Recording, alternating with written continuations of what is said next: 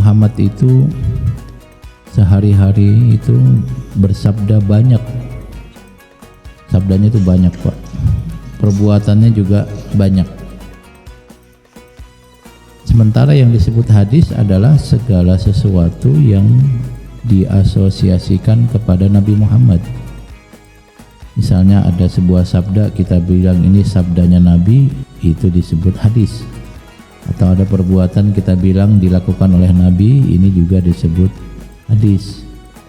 Segala sesuatu yang kita lekatkan, kita asosiasikan kepada Nabi Muhammad itu disebut hadis. Nah, dengan demikian maka hadis itu sebenarnya jumlahnya sangat banyak, Bapak. Kita berikan ilustrasi, misalnya hari ini Nabi bersama kita, misalnya ya, kita hidup di zaman Nabi lah.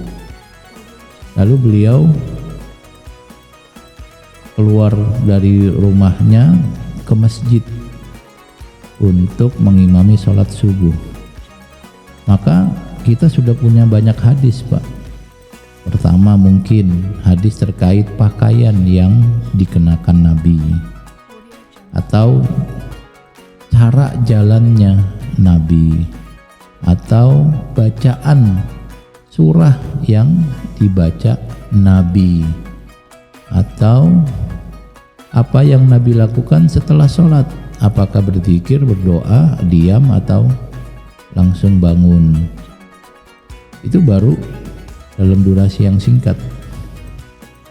Lalu Nabi pulang ke rumah, Nabi sarapan, nanti ada hadis terkait apa yang Nabi makan, bagaimana cara beliau makan, doa sebelum makan, doa setelah makan.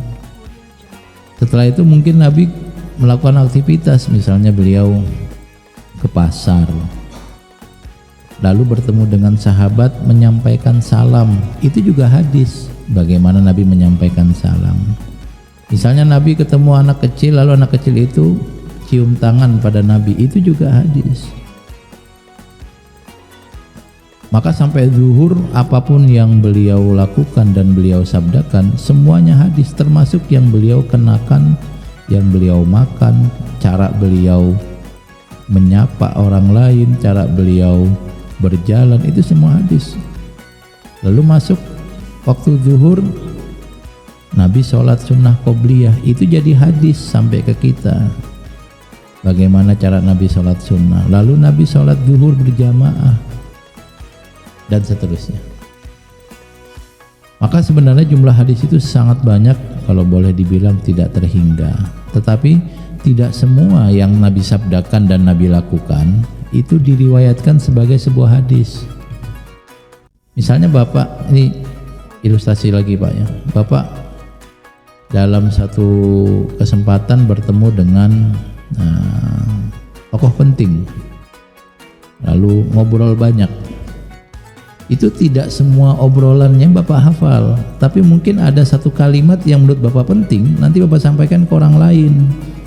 Tadi saya ngobrol sama ini, katanya begini.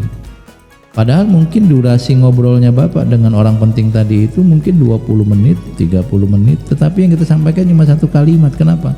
Karena yang satu kalimat itu yang kita anggap penting dan perlu disampaikan kepada orang lain. Atau kemudian kita menyampaikan bagaimana cara dia duduk, atau pakaian yang dia kenakan, atau mobil yang dia kendarai. Dan bisa jadi kita melakukan atau bertemu dengan orang penting tadi itu hari ini, tapi kita sampaikan nanti pas orang itu mati, meninggal dunia, kita diwawancarai, gimana pendapat Bapak tentang orang ini? Oh, saya pernah ngobrol dan saya melihat dia orangnya santun, dia pernah berpesan begini. Nah, gitu. Itu hadis seperti itu. Nah, apa yang sampai ke kita sebagai hadis itu adalah bagian kecil dari sabda-sabda Nabi yang banyak dan perbuatan Nabi yang banyak.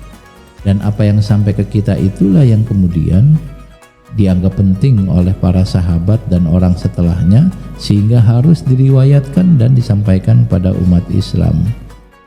Ini yang pertama. Makanya kalau Bapak baca hadis kan pendek-pendek tuh Pak. Innamal a'malu binniyat wa innamal likulli imri'in ma nawa. Itu mungkin konteks saat Nabi ngobrol itu panjang, cuma yang diingat oleh sahabat dan perlu disampaikan kita cuma sepotong itu. Banyak Nabi menjelaskan hal, beberapa masuk dalam hafalan sahabat, nanti pas disampaikan bisa jadi dipotong-potong malah. Misalnya Nabi menyampaikan satu kalimat yang panjang, dipotong karena konteksnya kita butuh yang potongan ini, yang lain belum dibutuhkan. Nanti lain waktu kita butuh ungkapan Nabi yang belum disampaikan dan seterusnya. Maka